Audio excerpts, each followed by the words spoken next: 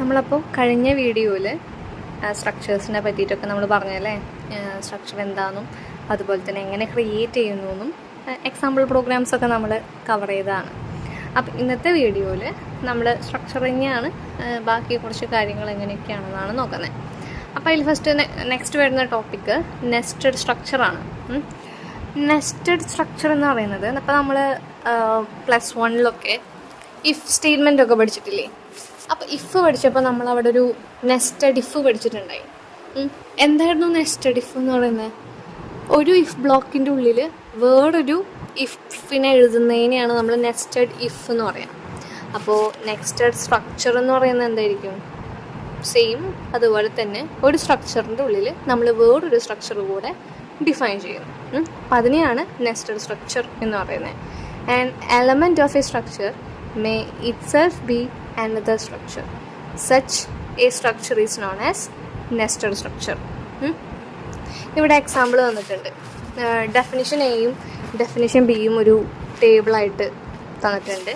അതിൽ ഡെഫിനിഷൻ എയിൽ struct date എന്ന് പറയുന്നൊരു ഡേറ്റ് സ്ട്രക്ചർ ഉണ്ട്. അത് കേളി ബ്രാക്കറ്റ് ഓപ്പൺ ചെയ്തു. അതിൽ ഷോർട്ട് ഡാറ്റ ടൈപ്പ് യൂസ് ചെയ്തിട്ട് day, month, year 3 variables create ചെയ്തിട്ടുണ്ട്. ഡേറ്റ് സ്ട്രക്ചറിൻ്റെ കേളി ബ്രാക്കറ്റ് ക്ലോസ് ചെയ്തു, സെമിക്കോളൻ ഇട്ടു. നെക്സ്റ്റ് സ്ട്രക്ട് സ്റ്റുഡൻറ്റ് എന്ന് പറയുന്നൊരു സ്ട്രക്ചർ ക്രിയേറ്റ് ചെയ്തു, ബ്രാക്കറ്റ് ഓപ്പൺ ചെയ്തു.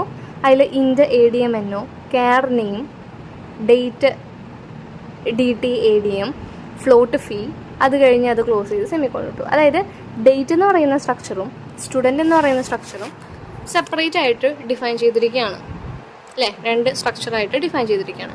ഇനി സ്ട്രക്ചർ ബി നോക്കുക, ഡെഫിനിഷൻ ബി നോക്കുക. ഡെഫിനിഷൻ ബിയിൽ എന്താ ചെയ്തിട്ടുള്ളത്? സ്ട്രക്ട് സ്റ്റുഡൻറ്റ് എന്ന് പറയുന്ന സ്റ്റുഡൻറ്റ് സ്ട്രക്ചർ ക്രിയേറ്റ് ചെയ്തിട്ടുണ്ട്. എന്നിട്ട് കേളി ബ്രാക്കറ്റ് ഓപ്പൺ ചെയ്തിട്ട് ഇൻറ്റ് ADMNO, ക്യാർ നെയിം ഓഫ് 20 അത്രയും ഡിക്ലെയർ ചെയ്തിട്ട് ഡേറ്റിന് വേണ്ടിയിട്ട് അതിൻ്റെ ഉള്ളിൽ വേറൊരു സ്ട്രക്ചർ കൂടെ ക്രിയേറ്റ് ചെയ്തു. സ്ട്രക്ചർ ഡേറ്റ് എന്ന് പറഞ്ഞിട്ട് അത്രയും short day, short month, short year എന്ന് പറഞ്ഞിട്ട് ആ ഡേറ്റ് എന്ന് പറയുന്ന സ്ട്രക്ചർ ക്രിയേറ്റ് ചെയ്തു. അപ്പം തന്നെ അതിനെ DT ADM എന്ന് പറയുന്നൊരു സ്ട്രക്ചർ വാരിയബിൾ കൂടെ കൊടുത്തു. ആ DT ADM എന്ന് പറയുന്നത് ഏത് സ്ട്രക്ചറിൻ്റെ വാരിയബിളാണ്? ഡേറ്റ് എന്ന് പറയുന്ന സ്ട്രക്ചറിൻ്റെ വേരിയബിളായിട്ട്. അതായത് ആ ഡേറ്റിൻ്റെ ഉള്ളിലിരിക്കുന്ന ഡേ, മന്ത്, ഇയറിൻ്റെയൊക്കെ നമുക്ക് എടുക്കണം എന്നുണ്ടെങ്കിൽ ഈ DT ADM എന്ന് പറയുന്ന ഡേറ്റിൻ്റെ വാരിയബിൾ വേണം. അപ്പം അതിൻ്റെ ഉള്ളിലായിട്ട് തന്നെ നമ്മൾ ആ ഒരു വേരിയബിൾ ക്രിയേറ്റ് ചെയ്തു. ലാസ്റ്റ് ആ ഡേറ്റ് സ്ട്രക്ചർ കഴിഞ്ഞു, ഫ്ലോട്ട് ഫീ എന്ന് ഡിക്ലെയർ ചെയ്തു, നമ്മൾ കേളി ബ്രാക്കറ്റ് ക്ലോസ് ചെയ്തു, സെമിക്കോളൻ ഇട്ടു. ഇതിനെയാണ് നെസ്റ്റഡ് സ്ട്രക്ചർ എന്ന് പറയാം. അപ്പോൾ ഡേറ്റിന് പകരം സ്റ്റുഡൻ്റ് എന്ന് പറയുന്ന സ്ട്രക്ചറിൻ്റെ ഉള്ളിൽ ഡേറ്റ് എന്ന് പറയുന്ന ഒരു സ്ട്രക്ചറിനെ സെപ്പറേറ്റ് അതിൻ്റെ ഉള്ളിൽ തന്നെ ക്രിയേറ്റ് ചെയ്തു. അപ്പോൾ ഇതാണ് നെസ്റ്റഡ് സ്ട്രക്ചർ. ഇനി പറയാനുള്ളത്, നെസ്റ്റഡ് സ്ട്രക്ചർ യൂസ് ചെയ്യുമ്പോൾ അതിനുള്ളിലുള്ള എലമെൻസിനെ നമുക്ക് എന്ത് ചെയ്യണം? ആക്സസ് ചെയ്യേണ്ടി വരും അല്ലേ? അപ്പോൾ ആക്സസ് ചെയ്യണമെന്നുണ്ടെങ്കിൽ നമുക്കൊരു വഴിയുണ്ട്. എന്താ? സ്ട്രക്ചറിൻ്റെ വാരിയബിൾ വെച്ചിട്ട് എലമെൻസിനെ വിളിച്ചാൽ മതി.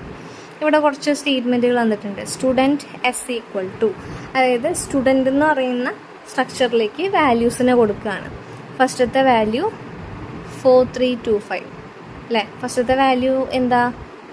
അഡ്മിഷൻ നമ്പർ, അത് നമ്മൾ കൊടുത്തു. കോമ, വിശാൽ, നെയിം അല്ലേ? മൂന്നാമത്തെ വേരിയബിൾ എന്തായിരുന്നു? ഡേറ്റ് എന്ന് പറയുന്നൊരു സ്ട്രക്ചർ അല്ലായിരുന്നു. അപ്പോൾ അതിനെ നമ്മൾ സെപ്പറേറ്റ് 10/11/1997 എന്ന് പറഞ്ഞിട്ട് സെപ്പറേറ്റ് കേളി ബ്രാക്കറ്റിൻ്റെ ഉള്ളിൽ ആ സ്ട്രക്ചറിലേക്കുള്ള ഡേറ്റ് എന്ന് പറയുന്ന സ്ട്രക്ചറിലേക്കുള്ള വാല്യൂസിനെ കൊടുത്തു. കോമ, ഫീക്ക് വേണ്ടിയിട്ട് 575 എന്ന് കൊടുത്തു, ക്ലോസ് ചെയ്തു. അപ്പോൾ സ്റ്റുഡൻറ്റ് എന്ന് പറയുന്ന സ്ട്രക്ചറിൽ ഒരു ഡാറ്റ നമ്മൾ കയറ്റി. ഇനി എന്താ ചെയ്യുന്നത്? Coutൽ ഡിസ്പ്ലേ ചെയ്യുന്നുണ്ട്. S.ADMNO, S.name അല്ലേ?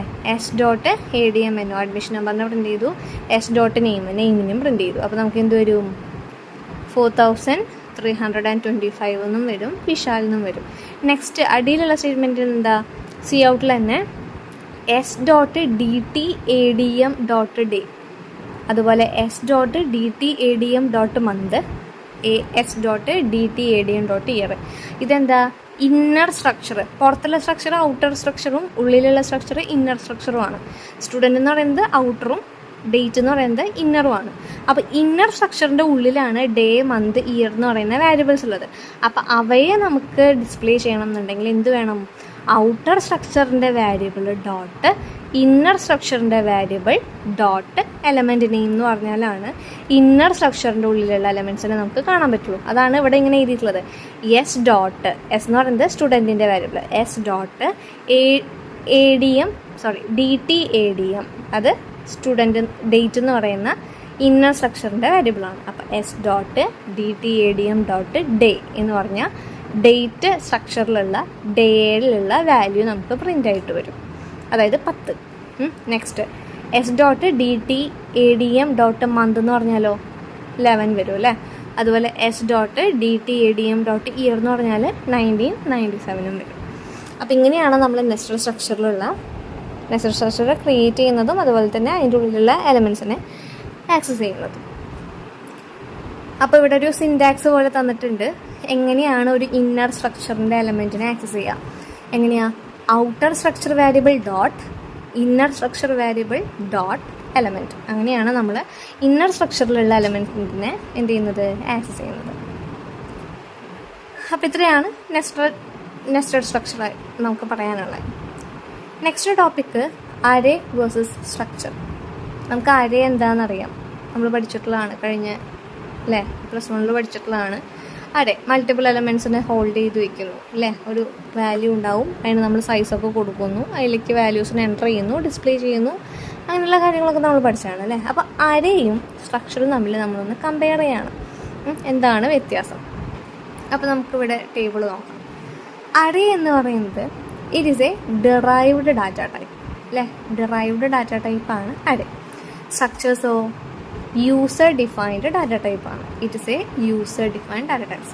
ഈ ടേബിൾ നല്ല രീതിക്ക് പഠിക്കാം. അപ്പോൾ നിങ്ങളോട് അറേ എന്താണെന്ന് സ്പെസിഫിക് ആയിട്ട് എടുത്ത് ചോദിക്കാറുണ്ട്. +2-ലാണെങ്കിലും നിങ്ങൾക്ക് അറേ പഠിക്കാനില്ല, എന്നാലും +2-ൽ എക്സാം ക്വസ്റ്റ്യൻ വരുമ്പോൾ ഡിഫൈൻ അറേ എന്ന് പറഞ്ഞിട്ട് കാണാറുണ്ട്.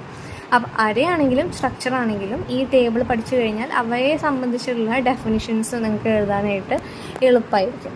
അപ്പോൾ അറേയിൽ first point it's a derived data type. Structure ആണെങ്കിലോ it's a user defined data type. രണ്ടും മനസ്സിലായല്ലോ. ഇനി നെക്സ്റ്റ് പറയാനുള്ളത് അറേ. അറേയിൽ second point a collection of same type of data. അറേയിൽ എന്ത് മാത്രമേ പാടുള്ളൂ? ഇൻ്റ് ആണെങ്കിൽ ഇൻറ്റീജേഴ്സ് മാത്രം, ഫ്ലോട്ട് ആണെങ്കിൽ ഫ്ലോട്ട് മാത്രം, ക്യാർ ആണെങ്കിൽ ക്യാരക്ടേഴ്സ് മാത്രം അല്ലേ. സെയിം ടൈപ്പ് ഡാറ്റ മാത്രമേ അറേയിൽ എന്ത് ചെയ്യാൻ പറ്റുള്ളൂ? നമുക്ക് കളക്ട് ചെയ്ത് വയ്ക്കാനായിട്ട് പറ്റുള്ളൂ. പക്ഷേ സ്ട്രക്ചർ എന്താണ്? A collection of different types of data. ഒരു സ്ട്രക്ചറിൽ നമുക്ക് അഡ്മിഷൻ നമ്പർ സ്റ്റോർ ചെയ്യാം, നെയിം സ്റ്റോർ ചെയ്യാം, ഫീ വേണമെങ്കിൽ ഫ്ലോട്ടിൽ സ്റ്റോർ ചെയ്യാം അല്ലേ. പല ഡാറ്റ ടൈപ്പിലുള്ള ഡാറ്റയാണ് ഒരു സ്ട്രക്ചറിലുള്ളത്. അതുകൊണ്ട് തന്നെ it's a collection of different type of data. അതേ സെയിം ടൈപ്പ് ഓഫ് ഡാറ്റ ആണെങ്കിൽ സ്ട്രക്ചർ എന്ന് പറയുന്നത് ഡിഫറെൻറ്റ് ടൈപ്സ് ഓഫ് ഡാറ്റ കളക്ഷനാണ്. നെക്സ്റ്റ് അറേയിൽ പറയുന്നത് elements of an array are referenced using the corresponding subscripts അല്ലേ. അറേയിൽ സ്റ്റോർ ചെയ്ത് വെച്ചിട്ടുള്ള ഓരോ എലമെൻറ്റ്സും നമുക്ക് ആക്സസ് ചെയ്യാൻ പറ്റുന്നത് അല്ലെങ്കിൽ റെഫർ ചെയ്യാൻ പറ്റുന്നത് എന്തിൻ്റെ അടിസ്ഥാനത്തിലാണ്? സബ്സ്ക്രിപ്റ്റിൻ്റെ അല്ലെങ്കിൽ ഇൻഡെക്സിൻ്റെ അടിസ്ഥാനത്തിലാണ് ഓരോ അറേയിലുള്ള എലമെൻറ്റിൻ്റെ പൊസിഷൻസ് നമ്മൾ ഐഡൻറ്റിഫൈ ചെയ്യുന്നത് അല്ലേ. അപ്പോൾ സബ്സ്ക്രിപ്റ്റ് ബേസിലാണ് അറേയിലുള്ള എലമെൻറ്റ്സിനെ നമ്മൾ ആക്സസ് ചെയ്യുന്നതും ബാക്കി കാര്യങ്ങളൊക്കെ ചെയ്യുന്നത്. ഇനി സ്ട്രക്ചറിലേക്ക് വരുമ്പോഴോ elements of structure are referenced using dot operator. നമുക്ക് സ്ട്രക്ചറിലുള്ള എലമെൻറ്റ്സിനെ എങ്ങനെ ആക്സസ് ചെയ്യാൻ പറ്റുക? ഡോട്ട് ഓപ്പറേറ്റർ യൂസ് ചെയ്തിട്ടാണ് ആക്സസ് ചെയ്യാൻ പറ്റുക. അപ്പോൾ അറേയിൽ ഇൻഡെക്സും സ്ട്രക്ചറിൽ ഡോട്ട് ഓപ്പറേറ്ററും. ഇനി അറേയിൽ എന്താ പറയണേ? When an element of an array becomes another array multi dimensional array is formed. അല്ലേ, ഒരു അറേയിൽ തന്നെ മറ്റൊരു രീതിക്കുള്ള ഒരു അറേ കൂടെ വന്നു കഴിഞ്ഞാൽ മൾട്ടി ഡയമെൻഷണൽ അറേ ആയിട്ടത് മാറും അല്ലേ. നമ്മൾ 2D അറേ എന്നൊക്കെ നമ്മൾ പഠിച്ചില്ലേ, മെട്രിക്സ് ഫോമിൽ മൾട്ടി ഡയമെൻഷണൽ അറേ എന്നൊക്കെ പറഞ്ഞിട്ട് നമ്മൾ പഠിച്ചില്ലേ. അപ്പോൾ അരയ്ക്കുള്ളിൽ തന്നെ വേറൊരു അറേ ഫോം ചെയ്യുമ്പോൾ നമ്മളത് മൾട്ടി ഡയമെൻഷണൽ അറേ ആയിട്ട് അല്ലെങ്കിൽ 2D അറേയൊക്കെ ആയിട്ട് നമ്മൾ എന്ത് ചെയ്യുന്നു? ട്രീറ്റ് ചെയ്യുന്നു. ഇനി സ്ട്രക്ചറിലേക്ക് വരുമ്പോഴോ when an element of a structure becomes another structure, nested structure is formed അല്ലേ.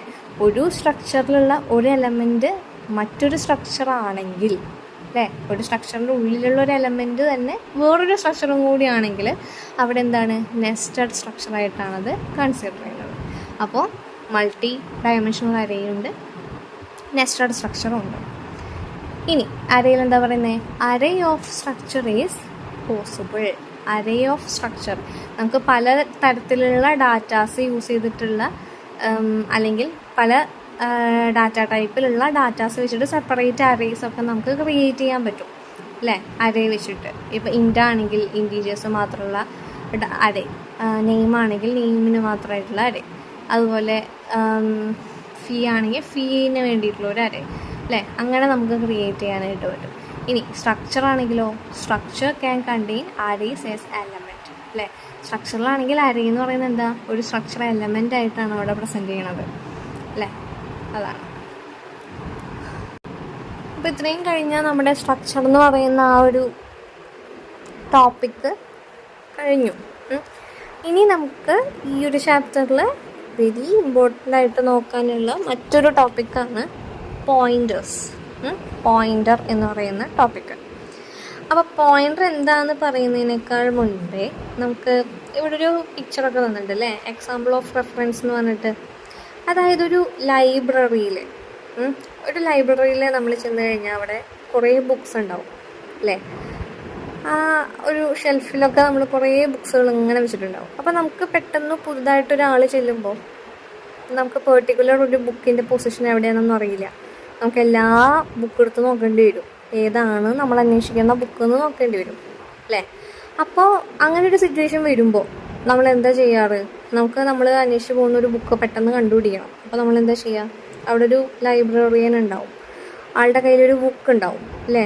ഓരോ ബുക്കുകളും ഏത് പൊസിഷനിലാണ് ഇരിക്കുന്നത് എന്ന് ആ ഒരു ബുക്കിൽ എഴുതിയിട്ടുണ്ടാവും അല്ലേ? അപ്പോൾ നമ്മൾ എന്താ ചെയ്യുക? നമുക്ക് ഇന്ന ബുക്ക് വേണമെന്ന് പറഞ്ഞിട്ട് നമ്മൾ ആ ഒരു ലൈബ്രറിയൻ്റെ അടുത്ത് ചെല്ലുമ്പോൾ ആ ലൈബ്രറിയൻ ആ ബുക്കിൻ്റെ പേര് വെച്ച് നോക്കും, അതെവിടെയാണ് ഇരിക്കുന്നതെന്നുള്ളത് കാണും, നമ്മളോട് ആ ലൊക്കേഷൻ പറഞ്ഞു തരും, നമ്മളവിടെ പോവും, ആ ബുക്ക് എടുക്കും അല്ലേ? ഈ ഒരു കോൺസെപ്റ്റാണ് പോയിൻ്റർ. പോയിൻ്റർ എന്ന് പറയുന്നത് ഒരു ലൊക്കേഷനിലുള്ള അല്ലെങ്കിൽ ഒരു ലൊക്കേഷൻ, ആ ലൊക്കേഷനിൽ മറ്റൊരു ഡാറ്റയുടെ അഡ്രസ്സിനെ എടുത്തു വെച്ചിട്ടുണ്ടാവും.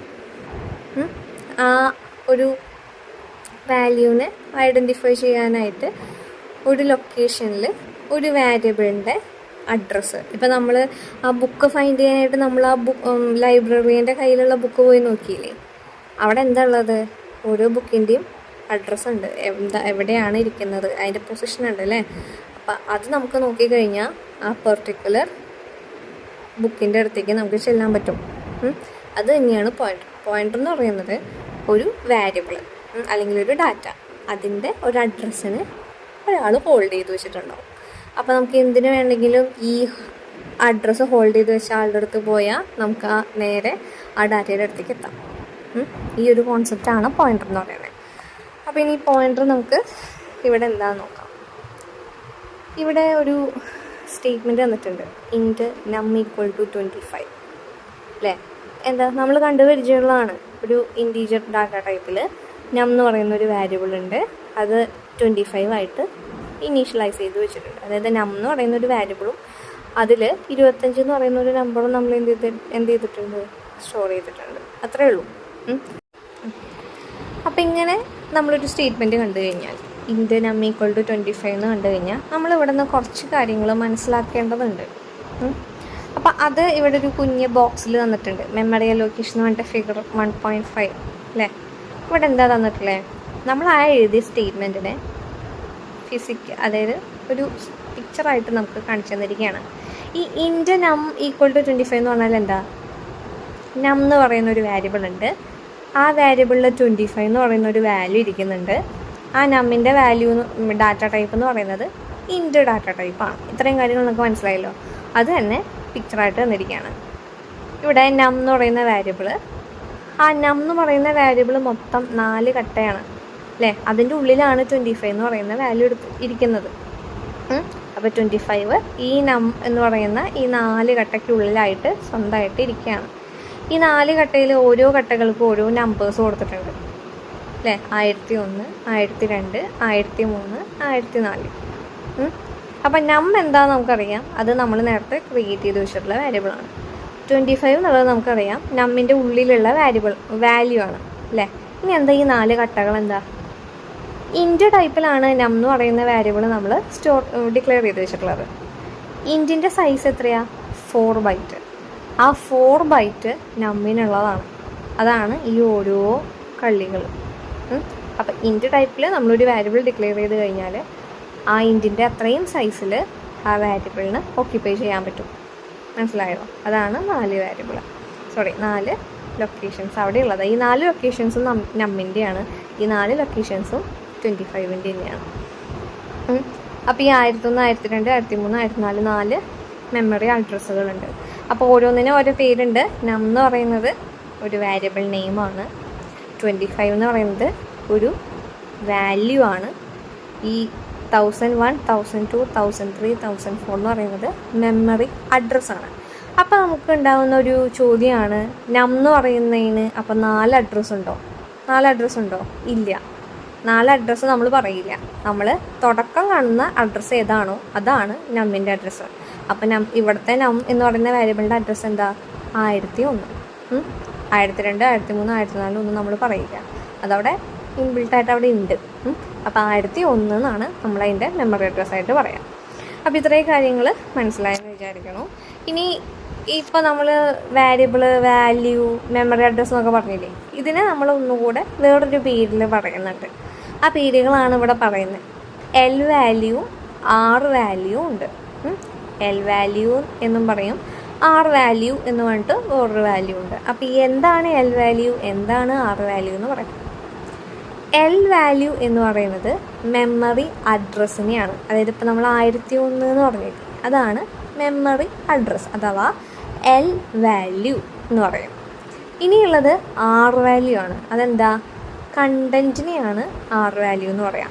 കണ്ടൻറ്റ് എന്ന് പറയുന്നത് എന്താ? 25 ഉള്ളിലുള്ള ആ വാല്യൂ ഇല്ലേ, അതിനെയാണ് കണ്ടൻറ്റ് എന്ന് പറയാം. അപ്പോൾ ആ കണ്ടൻറ്റിനെ പറയുന്ന മറ്റൊരു പേരാണ് ആർ വാല്യൂ.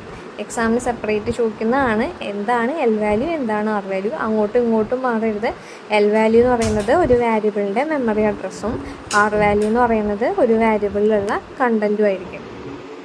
ഇനി പോയിൻ്ററിൻ്റെ ഡെഫിനേഷൻ നമുക്ക് തന്നിട്ടുണ്ട്. Pointer is A variable that can hold the address of A memory location. ഒരു മെമ്മറി ലൊക്കേഷൻ്റെ അഡ്രസ്സിനെ ഹോൾഡ് ചെയ്യുന്ന വേരിയബിൾസിനെയാണ് നമ്മൾ എന്ത് പറയുക? പോയിൻ്റർ എന്ന് പറയാം. പോയിൻ്റർ എപ്പോഴും ഹോൾഡ് ചെയ്യുന്നത് എന്തായിരിക്കും? മറ്റൊരു മെമ്മറി ലൊക്കേഷൻ്റെ അഡ്രസ്സിനെ. അപ്പോൾ ഈ പോയിൻ്റർ യൂസ് ചെയ്തിട്ട് നമുക്ക് ആ വാല്യൂവിലേക്ക് എന്ത് ചെയ്യാൻ പറ്റും? ആക്സസ് ചെയ്യാനായിട്ട് പറ്റും. അപ്പോൾ അതാണ് പോയിൻ്റർ. ഇനി എങ്ങനെയാണ് ഒരു പോയിൻ്റർ വേരിയബിൾ? ഇപ്പോൾ നമുക്ക് വേരിയബിൾസ് ഉണ്ട് അല്ലേ. അപ്പോൾ ഒരു വേരിയബിൾസിൽ നിന്ന് ഒരു പോയിൻ്റർ വേരിയബിളിനെ നമുക്ക് എങ്ങനെ ഐഡൻറ്റിഫൈ ചെയ്യാൻ പറ്റും? അപ്പോൾ എങ്ങനെയാണ് ഒരു പോയിൻ്റർ വേരിയബിൾ ഡിക്ലെയർ ചെയ്യുന്നത്? എങ്ങനെയാണ് ഒരു പോയിൻ്റർ വേരിയബിളിനെ അല്ലെങ്കിൽ ഒരു വേരിയബിളിനെ പോയിൻ്റർ ആക്കുന്നത്? അങ്ങനെയുള്ള കുറച്ച് കാര്യങ്ങൾ നമുക്ക് പഠിക്കാനുണ്ട്. അപ്പോൾ ഡിക്ലറേഷൻ ഓഫ് പോയിൻ്റർ വേരിയബിൾ, എങ്ങനെയാണ് ഒരു പോയിൻ്റർ വേരിയബിളിനെ ഡിക്ലെയർ ചെയ്യുക? സാധാരണ നമ്മൾ എങ്ങനെ ഒരു വേരിയബിളിനെ ഡിക്ലെയർ ചെയ്യുക? ഡാറ്റ ടൈപ്പ് പറയും, വേരിയബിൾ നെയിം പറയും, സെമിക്കോളൻ ഇടും. അതായത് ഇൻറ്റ് എ, ഇൻറ്റ് ബി, ഇൻറ്റ് നം അല്ലേ, ഇങ്ങനെയാണ് ചെയ്യുക. അപ്പോൾ അതൊക്കെ നോർമൽ വേരിയബിൾസ് ആണ്, എയും ബിയും സമ്മൊക്കെ. ഇനി ഒരു പോയിൻ്റർ വേരിയബിൾ എങ്ങനെ ഡിക്ലെയർ ചെയ്യും? സെയിം കാര്യം തന്നെയാണ്, ഒരു ചെറിയൊരു കാര്യം കൂടെ അതിൽ ഉണ്ടെന്നേ ഉള്ളൂ. അപ്പോൾ ഇവിടെ സിൻടാക്സ് തന്നിട്ടുണ്ട്. Data type star variable semicolon. നമ്മൾ ഡിക്ലെയർ ചെയ്യുന്ന വേരിയബിളിൻ്റെ തൊട്ട് മുന്നേ ഒരു സ്റ്റാർ സിമ്പിൾ ഇടാം. അപ്പം ആസ്ട്രിക്സ് എന്ന് പറയും. ആ ഒരു സിമ്പിൾ നമ്മൾ പ്ലേസ് ചെയ്താൽ മതി. അപ്പോൾ അത് പോയിൻ്റർ വേരിയബിളായിട്ടാണ് ഡിക്ലെയർഡ് ആവുന്നത്. അപ്പോൾ ഡാറ്റ ടൈപ്പ് സ്റ്റാർ വേരിയബിൾ. ഇവിടെ എക്സാമ്പിൾസ് തന്നിട്ടുണ്ട്. ഇൻറ്റ് സ്റ്റാർ PTR1. അപ്പോൾ PTR1 എന്ന് പറയുന്ന വേരിയബിൾ എന്താ? പോയിൻ്റർ വേരിയബിളാണ്. Float star PTR2. PTR2 എന്ന് പറയുന്നത് ഫ്ലോട്ട് ടൈപ്പിലുള്ള ഒരു പോയിൻ്റർ വേരിയബിളാണ്. Struct student star PTR3. ഇത് പറഞ്ഞാൽ എന്താ? ഒരു സ്ട്രക്ചർ അല്ലേ, ഒരു സ്ട്രക്ചറിന് ഒരു വേരിയബിൾ ക്രിയേറ്റ് ചെയ്യുകയാണ്. സ്ട്രക്ചർ വേരിയബിളാണ് PTR3. ആ PTR3 എന്ന് പറയുന്നത് എന്താണ്? സ്ട്രക്ചർ ടൈപ്പിലുള്ള ഒരു പോയിൻ്റർ വേരിയബിളാണ്. അപ്പോൾ ഈ രീതിക്കാണ് നമ്മൾ എന്ത് ചെയ്യുക?